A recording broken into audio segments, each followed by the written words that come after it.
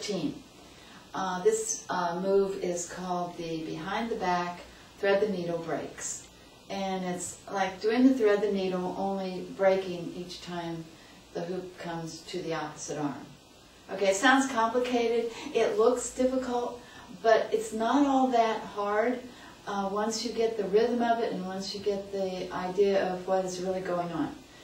So you should know how to do the underhand thread the needle before doing this. It's not mandatory, but if you understand the way that works, then you understand more the way this works, because this is the underhand thread the needle with breaks. Okay, so it's a lot of fun. Okay, so I'm going to use a red hoop and a blue hoop. The red hoop will be in my right hand, red is right, and the blue hoop will be in my left hand. And so whenever I make reference to right hand, you'll know it's the red hoop.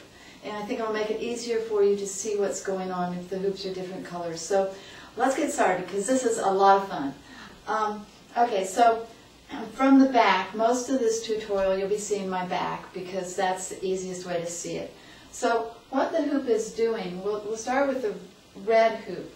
And if you remember from the underhand thread the needle, when you're doing it, the red hoop goes towards your body and then away from your body.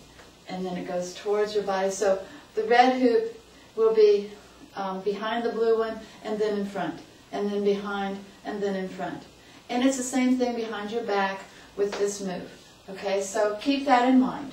So we're just going to start with one hoop, just like we always do, one hoop at a time, and then we'll put them together. So let's keep the left hoop, the blue hoop, in our hand, and we'll keep it back behind us so that you'll see the red hoop going in front of the blue one and behind the blue one. Okay, so to start it off with, the red hoop, you want to hold the hoop in your hand like this. And this is really important, hand positions, the same thing I always talk about. And your thumb is going to be pointed to the left side. Okay? And you're going to bring the hoop behind you. And it's going to go in back of the blue hoop. In other words, it's going to go closest to my body, and the blue hoop will be on the outside, and the red hoop will be inside. I'll call that inside versus outside. Okay? So when it comes, it's easiest when you start it, to have some momentum going rather than just starting it standing still. Because the momentum of the hoops really is your friend, and it helps out a lot.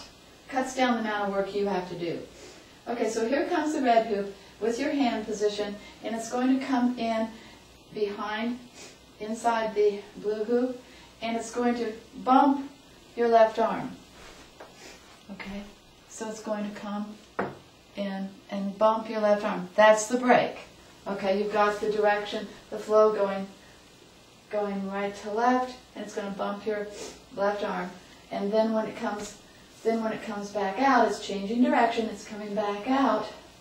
Then you're going to do a hand roll. Hand change position.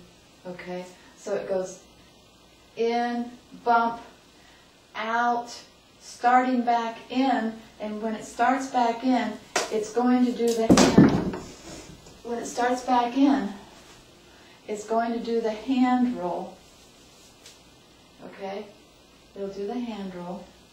So it goes in, bump, out, starting back in, bump, out, hand roll, back in, bump, out, hand position, back in. Okay?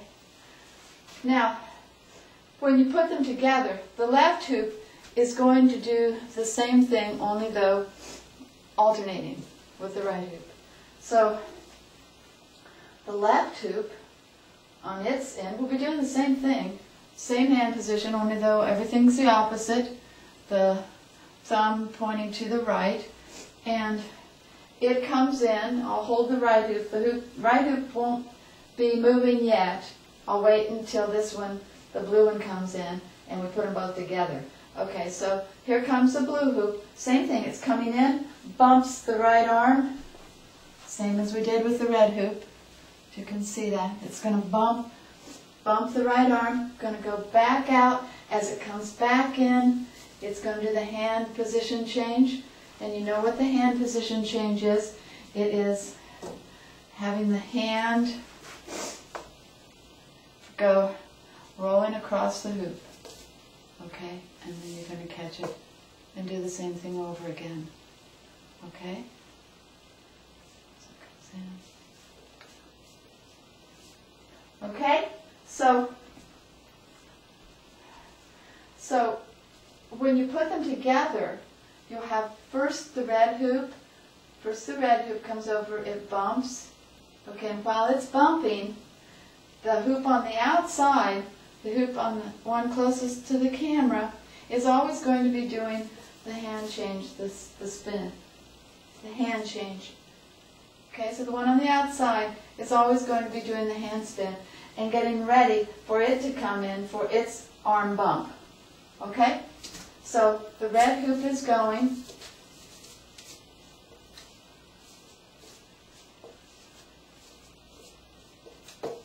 So you can see that they alternate. First the right hoop goes bump, and actually if you start it, sometimes it's good to start it from the position where you just cross your hoops in front of you and then immediately go back behind your back. Okay, so let's try that. So you've got the hoops, your thumbs are pointed towards each other, same way as they would be if they're behind your back, because it's easiest to start out that way, okay? And we want to get some momentum going so that when we get the hoops behind our back, they can immediately start doing their thing. Okay? Okay, so here we go. We're going from the front, and we're going to cross the hoops in front of us. And I will keep my back to you so you can see what happens. Okay? And hopefully the hoops don't crash into each other. Okay? So here we go. We're going to go in, and then they're going to go behind us. So you notice when they come behind you, the red hoop immediately bumps the arm, and the left hoop, you see what it's doing, it immediately starts heading to the right, and it starts its roll, the hand change. Okay, that's immediately. Let's try that again so you can see. Okay, so we're going to cross the hoops, bring them back out, and you see how that red hoop comes up, it bumps, and almost, well, I won't say at the same time because they're going to be alternating, but when it comes in, it is, since it's going to the right, it's moving to the right, that's when it does its hand change.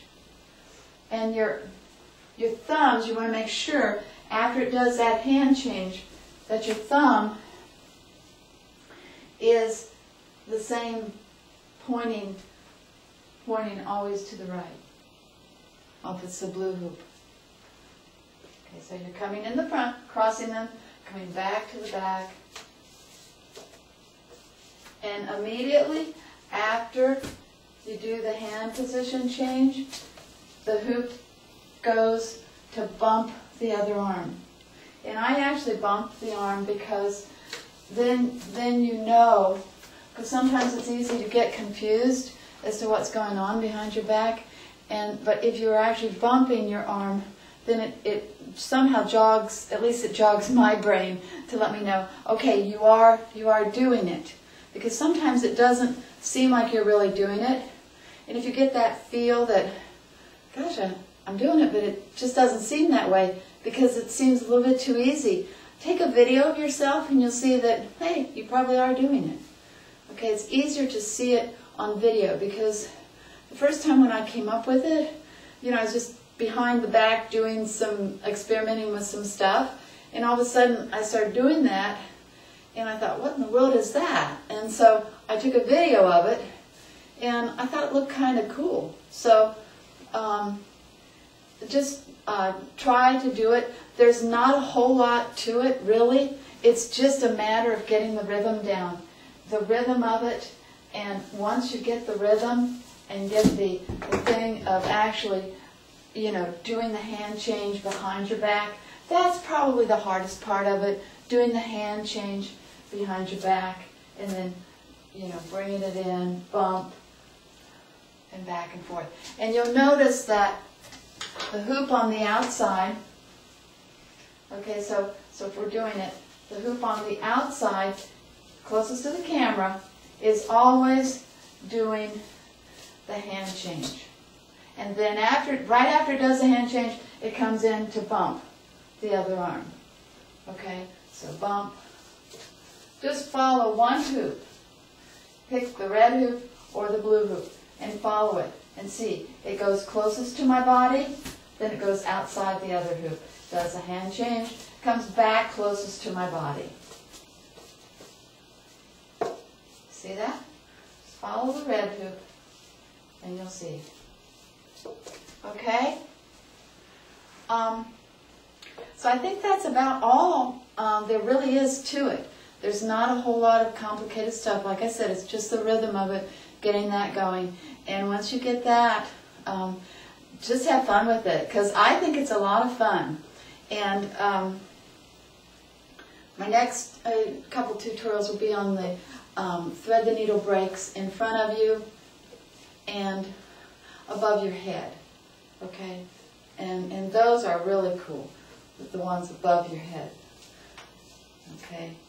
So we'll do those on the next couple videos. We'll focus on thread the needle breaks. And you know, it's like threading the needle, only though each time you start to go under or over, you make the hoop touch your arm, the opposite arm, and then it goes in the opposite direction. Okay? So have fun with this, and let me know how you do. I'd like to see videos of all of you doing it. So thank you very much for watching.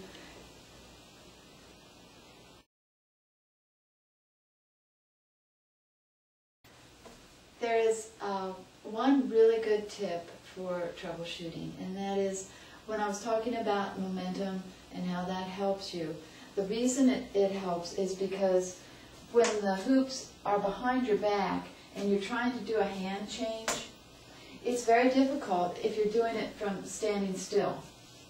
The hoop has momentum, and you've already started in the front, and then you're coming to the back, then it's easier when the hoop is moving to do the hand change rather than doing it from a standstill.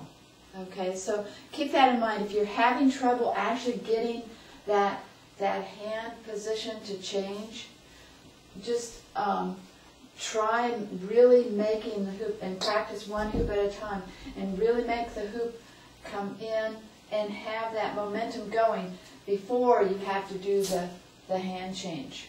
Okay, so you don't have to go real fast, but it's just a thing of the hoop should be moving rather than trying to do it with the hoop from a stop position.